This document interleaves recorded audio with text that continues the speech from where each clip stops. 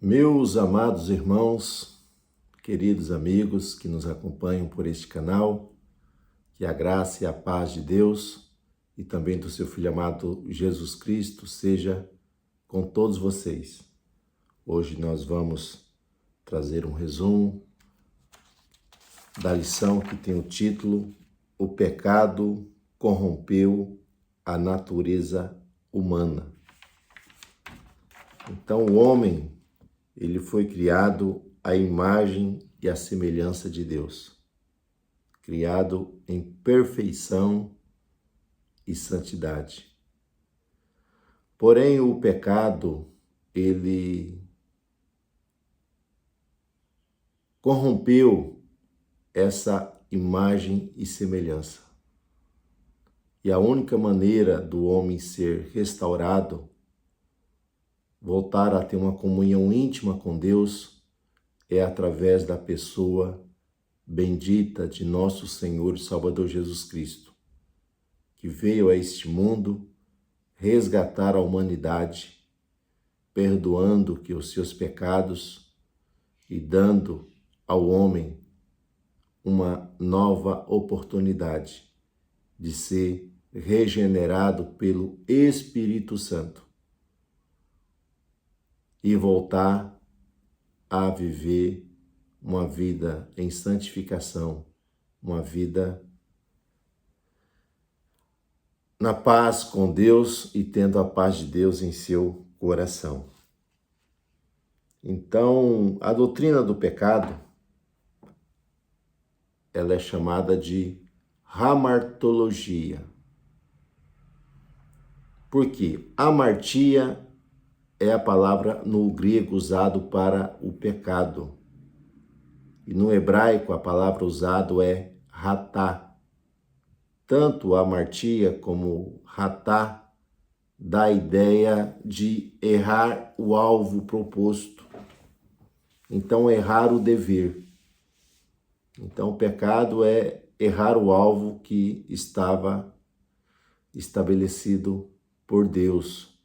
Nós vamos ver que João, quando ele escreve a sua primeira carta, no capítulo de número 3, no verso 4, João diz que o pecado é a transgressão à lei de Deus. Então, o homem, ele transgrediu a lei de Deus. E aonde originou o pecado? O pecado, ele se origina ali no mundo espiritual entre os anjos. Veremos que tudo que Deus fez, nós vamos encontrar ali em Gênesis, e viu Deus e disse que era bom. Então tudo que Deus criou é muito bom. Porém, tanto os anjos como o homem, eles foram criados, possuindo o livre arbítrio.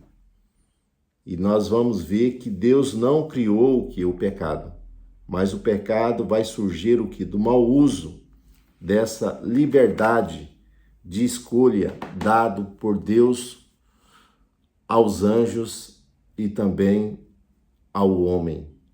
Então, o pecado é uma expressão de uma vontade do próprio indivíduo em transgredir a lei de Deus.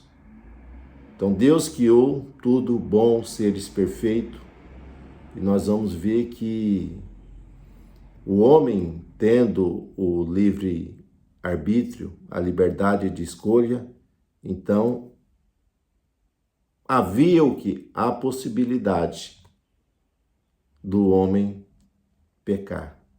E foi o que ocorreu com o pecado no mundo angelical.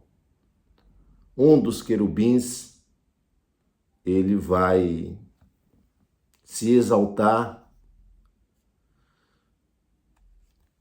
e querer ser Deus e estabelecer o seu trono acima do trono de Deus. Nós temos algumas profecias na Bíblia Sagrada que nós não vamos entrar de uma maneira pormenorizada desses textos para não ficar muito extenso esse resumo.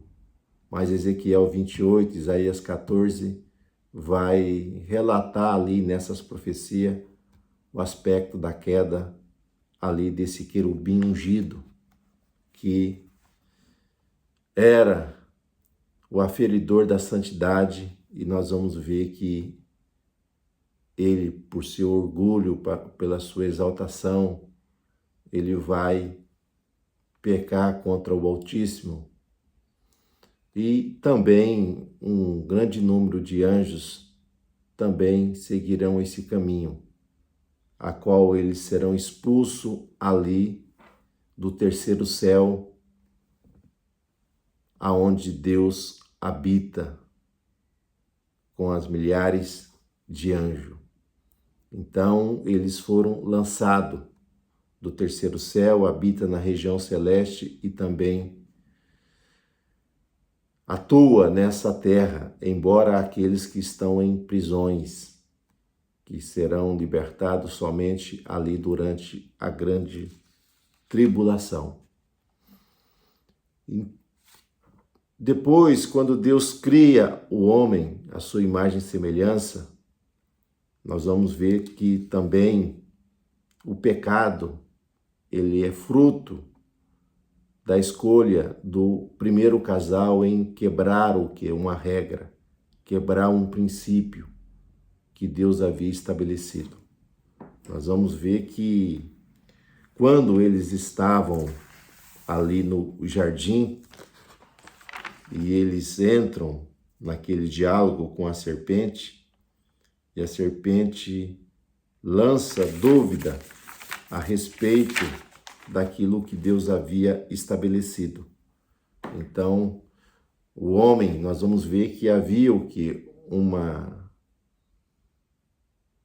cobertura espiritual, podemos dizer, a imagem e semelhança, eles estavam nus e não se incomodava com isso, tinha ali a comunhão com Deus, todos os dias o Senhor vinha até o jardim, porém, com a desobediência, nós vamos ver que essa cobertura, essa semelhança, essa imagem de Deus é corrompida, porque logo eles notarão que estão nus. E quando Deus vem até o jardim, nós vamos ver que o pecado, ele rompe com a comunhão com Deus. Ele leva o homem a uma fuga da presença de Deus. Quando Deus chega, nós vamos ver que eles tentarão se esconder, mas de Deus ninguém se esconde, porque Deus, ele é onisciente, sabe todas as coisas. Então eles tentaram fugir, tentaram esconder, mas naquele diálogo ali com Deus, nós vamos ver que o homem, a sua justiça é como trapo de imundícia, não serve para nada. O homem tenta esconder, mas mesmo assim Deus, no ato de misericórdia, Deus cria vestes para eles ali e irá cobrir a sua nudez, da qual eles ali se encontram e acham afastados ali da presença de Deus. Então, com a desobediência do primeiro casal, nós vamos ver que o pecado, ele passa a todo homem.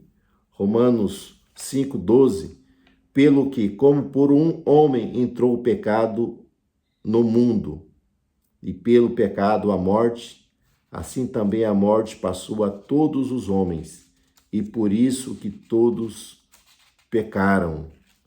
Então, Paulo também escrevendo em Romanos capítulo 3, verso 23, ele diz, porque todos pecaram e destituídos estão da glória de Deus. Em Eclesiastes 7,20 vai estar relatado que não há homem que não peque. O pecado, ele afetou toda a estrutura humana, o seu corpo, a sua alma e o seu espírito. O salário do pecado é a morte. Logo, todos passam por esse processo porque todos são pecadores, né? A alma, ela tem sede de Deus e essa sede muitas vezes o homem ele tenta satisfazer em coisas mundanas, em coisas espiritualizadas. Nós vamos ver idolatria, nós vamos ver prazeres desenfreados e o espírito. Então o homem também veio enfrentar o que? A morte eterna, o afastamento. O espírito, nós vamos ver que é no sentido do homem achar-se independente, né? Achar que é dono do seu destino, que não precisa de Deus, é o orgulho, né? Achar que é alguma coisa, mas na verdade nós não somos nada. Então nós vamos ver que o pecado afeta toda a natureza humana, corpo, alma e espírito. E a única maneira do homem ser restaurado é através, meus irmãos, da pessoa bendita de Jesus Cristo. Então, os seres humanos, eles pecam devido às suas escolhas. E nós vamos ver que o homem já carrega essa natureza pecaminosa ali, herdada dos nossos primeiros pais. Então, o ser humano ele já nasce com isso. Embora há uma heresia que já surgiu lá por volta do 3º, 4º século, com Pelágio, onde ele dizia que o ser humano não nasce em pecado. Então, a transgressão de Adão não afeta diretamente ninguém. Então, cada um é responsável pelo seu pecado. Então, o homem não nasce nessa condição de pecaminosidade.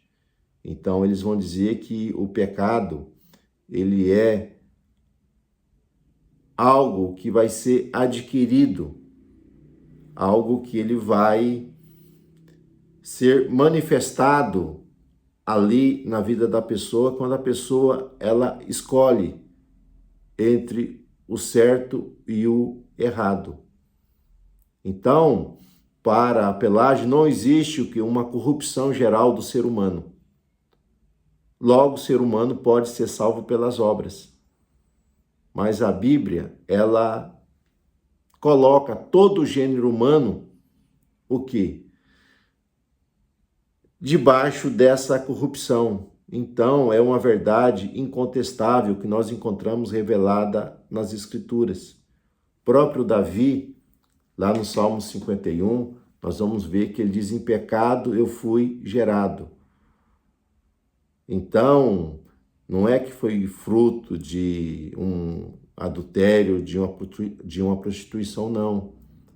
Porque todos nós trazemos o que em nosso corpo, que é a natureza pecaminosa herdada dos nossos primeiros pais. Nós vamos ver que o ser, ele tem o DNA do outro. Ele puxa, é comprovado isso pela ciência, pela biologia, pela genética, né? Então, no campo científico, nós vamos ver que o homem carrega. Então, essa questão está relacionada também à natureza, o quê? Carnal. Todas essas pessoas, ele traz o quê?